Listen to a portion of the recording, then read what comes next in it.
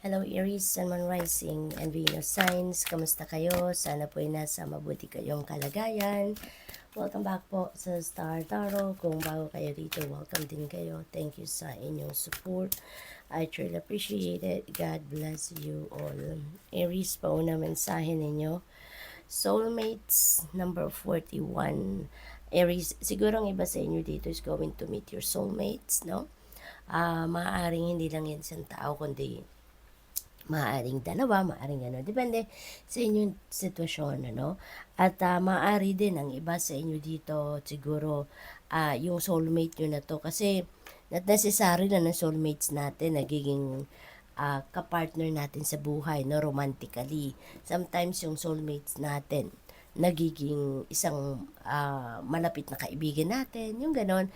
So, depende sa inyong sitwasyon, but for some of you, no, siguro, ito yung soulmate ninyo, ito din yung maaring maging ka-ano ninyo, ka-relasyon ninyo romantically, no? So, may mga ganong angulo akong napipick up dito for some of you.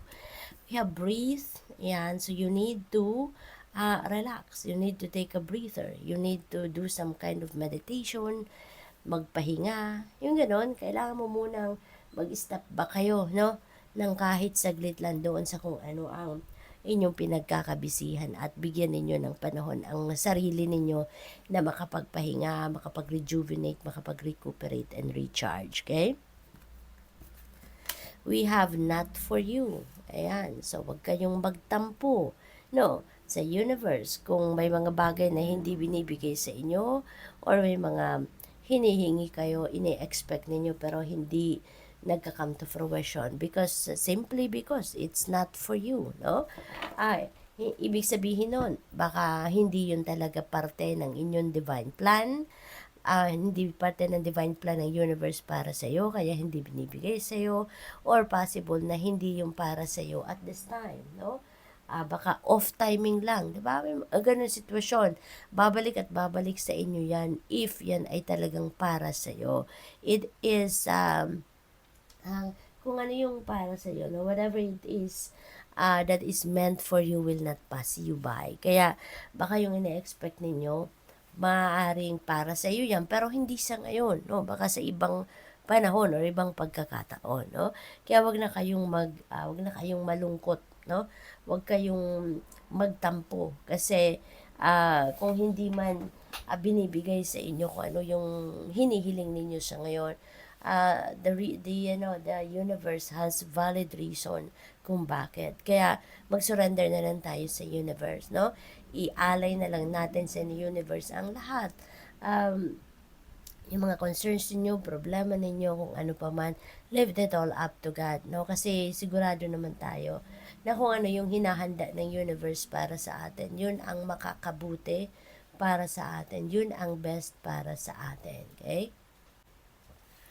So, what else? We have a leg up. Ayan, someone is going to help you, Aries. Kung meron kayong mga pangangailangan sa ngayon, ano, rest assured that someone is going to help you at this time. So, huwag kayong mag-alala or kung meron din kayong kailangan, ano, at minsan tayo yung kailangan mag-reach out na sa mga tao. Minsan tayo na yung kailangang magsabi sa kanila na hihingi tayo ng tulong, no? So, maybe that is also what you need to do right now, no? Na kayo na yung mag-reach out. You're blessed, Aries. Tingnan mo. There are amazing things coming your way. Napakaganda. Meron kayong mga biyayang paparating at ito ay sobra-sobrang kaligayahan ang mararamdaman ninyo dito. See? Merong mga i-deny sa iyo na sitwasyon kasi yan ang makakabuti para sa inyo, pero tignan ninyo, merong paparating na biyaya na yun ang makakabuti para sa inyo, yun ang mas ikakasaya ninyo, yung ganon. So, ipagpasalamat natin, ano? Lahat ng biyayang binibigay sa atin ng universe, lahat ng biyayang binibigay sa atin, no? Lahat ng biyayang pumapasok sa buhay natin, maliit man o malaki, we need to be thankful and grateful for that, okay? We have time to go. May mga bagay na kailangan nyo nang let go sa buhay, no? Kung ano man yung hindi nagsiserve ng inyong highest good, ano man ang mga bagay na hindi nagsiserve ng inyong best interest, Aries, time to go. Time to release them para nang sa gayon magkaroon kayo ng room sa buhay ninyo para sa mas mga bagong sitwasyon, bagong tao na mas makakapagtulong sa inyo or makakapag-serve ng inyong highest good, mas makakasupport ng inyong soul's growth, yung ganun ba, no? Kaya i-release nyo na ang mga yan kung ano man yung hindi na nagsiserve ng highest good ninyo. So, tignan natin kung ano ang final message for Aries. We have angel number 0110. Ayan, go after what you want. Okay? Kung ano yung gustong-gusto ninyong marating, kung ano yung gustong-gusto ninyong makuha sa buhay ninyo, go for it. No, go for it. Wag na kayong mag-atubili, wag kayong magdalawang isip, take practical steps para makalapit kayo doon sa pagkuha ninyo sa inyong mga gusto, sa inyong mga pangarap, yung ganon.